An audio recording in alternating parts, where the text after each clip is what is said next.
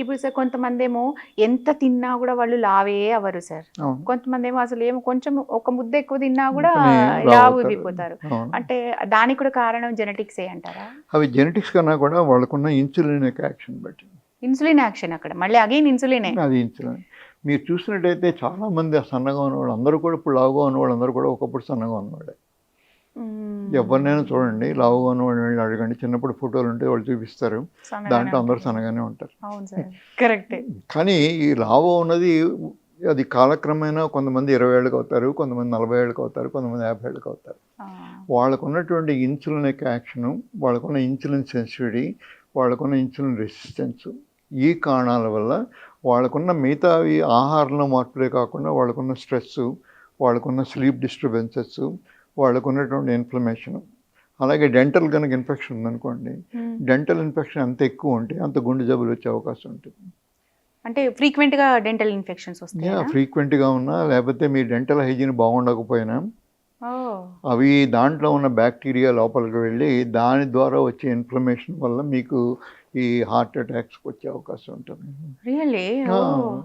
ఇవన్నీ దగ్గర నోరు మంచిదైతే ఊరే కాదు, గుండె మంచిదైతుంది అన్నమాట. గుండె మంచిది. ముందు ఊరు ఎలా ఉన్నా లేకపోయినా గుండె మంచిది ఉంటుంది. చెడిపోయిన నోరు ఉంటే చెడిపోయిన వాళ్ళతో చేరితే అది బాగానే ఉంటుంది కదా. సో దానికోసం మంచి ఊరికి వెళ్ళక్కర్లేదు. కానీ చెడిపోయిన ఉన్నా కానీ మీకు ఇది గుండె చెడిపోయే అవకాశం. సో డెంటల్ హైజీన్ చాలా ఇంపార్టెంట్. సో అది దాన్ని బేస్ చేసుకుని అసలు ఇది ఎవరికి తెలియనే లేదు సార్. అసలు డెంటల్ అంటే ఏదో కన్నుకి ఏదో అవుతుంది అనుకుంటారు కానీ గుండెకు లింక్ ఉంది అనే విషయమే తెలియదు. డెంటల్ హైజీన్, డెంటల్ బాగున్న వాళ్ళలోనే ఎక్కువ మంది గుండె జబ్బులు వస్తాయి. గుండె జబ్బులు వస్తాయి ఇన్ఫ్లమేషన్ పెరగడం వల్ల. అక్కడ బ్యాక్టీరియా ఉంటాయి. ఆ బ్యాక్టీరియా గట్ ద్వారా రక్తనాళాల్లోకి వెళ్ళి ఈ ఎథెరోస్క్లెరోటిక్ ప్లాక్స్ అంటారు. ఈ ఎథెరోస్క్లెరోటిక్ కొలెస్ట్రాల్ ప్లాక్స్, దాంట్లో ఉండేది ఈ కొలెస్ట్రాల్ కూడా ఈ బ్యాక్టీరియాని గాడ్ చేసి దాన్ని స్ప్రెడ్ కాకుండా ఉండడం కోసం చేసే ప్రక్రియే ఈ కొలెస్ట్రాల్ ప్లాక్స్. ఓకే. సో అందుకోసం మన శరీరంలో ఎక్కడ ఇన్ఫెక్షన్ ఉన్నా మన గట్లోనే ఒక 100 ట్రిలియన్ బ్యాక్టీరియా ఉంటాయి.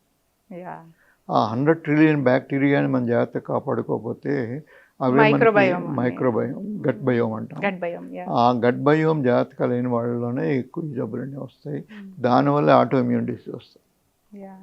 ఈ గట్ బయోమ్ని కాపాడేది మీ తినేటువంటి ఆహారం. అది ఎంత కార్బోహైడ్రేట్స్ ఎక్కువ తింటే మీ గట్ బయోమ్ అంత చెడిపోతుంది. ఎప్పుడైతే ఈ రిఫైన్డ్ ప్రాసెస్ కార్బోహైడ్రేట్స్ మానేస్తారో అప్పుడు మీ గట్ బయోము ఈ పర్టికులర్లీ సాచురేటెడ్ ఫ్యాట్స్, ఈ medium chain fatty acids like coconut oil అవి వాడినప్పుడు మీ గట్ బయోమ్ మారుతుంది.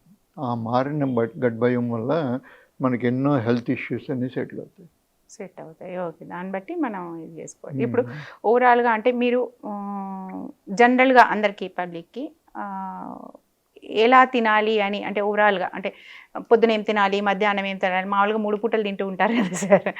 ఎప్పుడు ఏది తినాలి అని ఒక రఫ్ స్ట్రక్చర్ ఏమైనా చెప్తారా సార్? ఇప్పుడు అందరూ మనకి ఇంత పూర్వం దాకా అసలు రోజుకు 2 పూటల కన్నా ఎక్కువ తినేవాళ్ళం కాదు. ఒకవేళ తిందాం అనుకున్నంత ఆహారం ఉండేది కాదు. సో ఆ విధంగా రష్యం పడ్డాం. కానీ గ్రీన్ రెవల్యూషను, వైట్ రెవల్యూషను ఇవన్నీ వచ్చాయి మనకి. ఈ thanks to the George Kurian and also the Swaminathan, వీళ్ళందరూ రెస్పాన్సిబుల్. దానివల్లే మనం ఎంత ఒబేసిటీ వచ్చింది, లేకపోతే ఉంచి ఉండేది కాదు. పాపం స్వామినాథన్ గారు అప్పుడు అనుకోలేదు కదా సార్ ఒబేసిటీ వస్తుంది అని. అనుకోలేదు. మనకేదో ఆహారాన్ని ఇద్దాం అనుకున్నారు కానీ మనకున్న కరువు కాటకాలని తగ్గిద్దాం అనుకున్నారు కానీ మనం దాన్ని ఇలా వాడుకుని ఇలా అయిపోతాం అనుకోలేదు. మనం మిస్యూజ్ చేసాం ఒక రకంగా. సో ఆ మిస్యూజ్ చేసిన తర్వాత ఇన్ని క్యాలరీస్ వచ్చిన తర్వాత మాటికి తినడం అలవాటు అయింది. అంత పూర్వం దాకా మీ పూర్వీకులను కనుక్కుంటే రోజుకి 1 సారో 2 సార్లు తిని మిగతా అంతా ఉండేది కాదు. ఇప్పుడు ఏమైందంటే పొద్దున్న బ్రేక్ఫాస్ట్, 10:30కి స్నాక్, లంచ్ అంటే ఇప్పుడు 3 సార్లు, 4:30కి మళ్ళీ టీ, 4 స్నాక్స్, తర్వాత డిన్నరు, తర్వాత డిజర్ట్, ఇలా 5-6 సార్లు తింటున్నాం అందరం. మనం తిన్నది ఎప్పుడంటే నిద్రపోతున్నప్పుడు. కొంతమంది నిద్రలో కూడా లేచి మళ్ళీ తింటూ ఉంటారు. సో ఈ విధంగా 5-6 సార్లు తిన్నప్పుడల్లా మీకు ఇన్సులిన్ అనేది ప్రొడ్యూస్ అవుతుంది. ఇన్సులిన్ ప్రొడ్యూస్ అవుతుంది. తినడమే కాదు, మీ పక్కంటి సుబ్బలక్ష్మి మంచి పోపు పెట్టి మీ గనక వాసన వచ్చి మీ నోట్లో లాలాజలం ఊరితే మీ శరీరంలో ఇన్సులిన్ ప్రొడ్యూస్ అవుతుంది.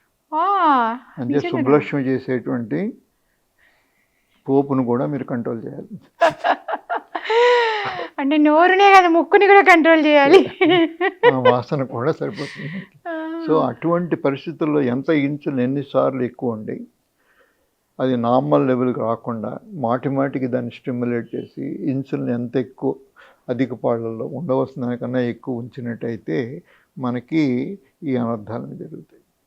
ఓకే, అది కరెక్ట్ గానే బ్యాలెన్స్డ్ గా అది ప్రొడ్యూస్ అయితే మనం మనకేం కూడా ప్రాబ్లం బ్యాలెన్స్డ్ లేదు. గా అసలు ఇన్సులిన్ లేకపోతే కూడా చచ్చిపోతాం. కానీ ఎంత ఉండాలో అంత ఉండాలి. అంత ఉండాలి. కానీ దీన్ని 6 సార్లు బదులు మనం రోజుకు 2 సార్లు తిని 2 సార్లు అంటే లంచ్ అండ్ డిన్నర్ అంటే లంచ్ అండ్ డిన్నర్ అలా చేసో లేకపోతే బ్రేక్ఫాస్ట్ డిన్నర్ ఏదో మీ ఇష్టం, మీకు ఎంత అనువుగా ఉండి మీకు ఏది వీలు పడితే అది. బట్ 2 times తినాలి అంతే. 2 times కూడా అవసరం లేదు. 2 times దాకా మించి తినద్దని మించి తినద్దు. ఒక్కసారికే మీకు సరిపోతే ఒకసారి అంతే సరిపోతే ఆపచ్చు. ఒకసారి కూడా చాలా అది. ఇప్పుడు మీరు రాత్రిపూట 8 భోజనం చేసి మళ్ళీ పొద్దున్న దాకా ఏం తింటలేదు అనుకోండి, అంటే 12 గంటల దాకా ఏం తింటలేదు, పొద్దున్న తినే మీ ఫస్ట్ భోజనాన్ని ఏమంటున్నారు మీరు? బ్రేక్ఫాస్ట్ అంటున్నాం. ఎందుకంటున్నారు? You're breaking the fast. You're doing fasting 12 hours and then you're breaking it. అది ఖచ్చితంగా తినాలి అంటారు కదా సార్. అదే బ్రేక్ఫాస్ట్ అదే చెప్తున్నాను. ఆ బ్రేక్ఫాస్ట్ మీరు 8 కాకుండా ఏ 12 తిన్నారనుకోండి, అంటే 16 గంటల దాకా ఏం తినరు. సో మనం అందుకోసం బ్రేక్ఫాస్ట్ అనే పదం తీసేసి ఫస్ట్ మీల్ అన్నాం. First meal. సో అప్పుడు మీ ఇష్టం. ఇప్పుడు రచన గారికి పొద్దున్నే తిండిపోతే వీలు పడదు, ఆయన అక్కడ ఉంటూ ఇక్కడ బంజారా హిల్స్ దాకా రాలేకపోతుంది అనుకున్నాం. అప్పుడు పొద్దున్నే లేచి అవన్నీ వర్క్ ప్లేస్కి రావాలి. అందుకోసం దాని ప్రకారం అడ్జస్ట్ చేసుకోవాలి. అలా అని చెప్పి మధ్యాహ్నం లంచ్ తినేవాడు క్యారేజ్ మోసుకొని అందరికీ తీసుకురాలేదు. సో అందుకోసం ఏంటంటే లంచ్ అవాయిడ్ చేయాలి, లేకపోతే లంచ్ ఎంత మినిమం తింటే అంత మినిమం తినాలి. సో దాన్ని కాంపన్సేట్ చేయాలంటే బ్రేక్ఫాస్ట్ తినాలి. ఓకే, అంతేగాని రచనకి ఇది మధ్యాహ్నం పూట అవసరం వస్తుందని కాదు.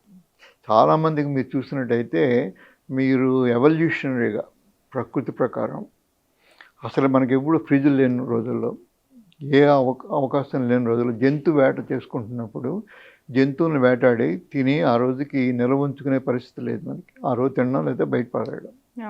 సో ఏ రోజుకు ఆ రోజు వేట ఆడుకుని తెచ్చుకోవాలి. ఏ ఫ్రిడ్జ్లో లేనప్పుడు, ఏ దాచుకోవడానికి లేనప్పుడు పొద్దున్న పూట లేచి మీకు తినడానికి రెడీగా బ్రేక్ఫాస్ట్, మీ కుక్ చేసుకునే స్టవ్లు ఇవేం లేవు. అటువంటి పరిస్థితుల్లో మీ అంతటా మీరు వేటాడి మీ అంతటా మీరు మళ్ళీ ఆహారాన్ని సంపాదించి లంచ్ టైంకి తింటారు. సో ఈ లోపుగా మేము నీరసం వచ్చి పడిపోతే మీకన్నా జంతువు తొందరగా పరిగెత్తి పారిపోతుంది, మీకు దొరకదు. సో ఎట్టి పరిస్థితుల్లోనూ మీరు బతికే కాలమే ఉండదు.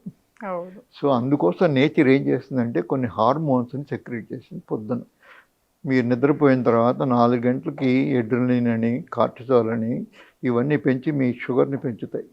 దీన్నే డాన్ ఫినామినా అంటారు. తెల్లవారుజాము 4 అడ్రినలిన్, కార్టిసాల్స్ రెండు పెరుగుతాయి అందరికి. ఇది ఎందుకు పెరుగుతాయంటే మీకున్న అంతపూర్వం దాకా దాచుకున్న శక్తిని షుగర్గా మార్చి మీరు పరిగెత్తి మళ్ళీ వేటాడి ఇంకో జంతువుని సరిపడే ఎనర్జీని మీకు ప్రొవైడ్ చేస్తారు. ఓకే.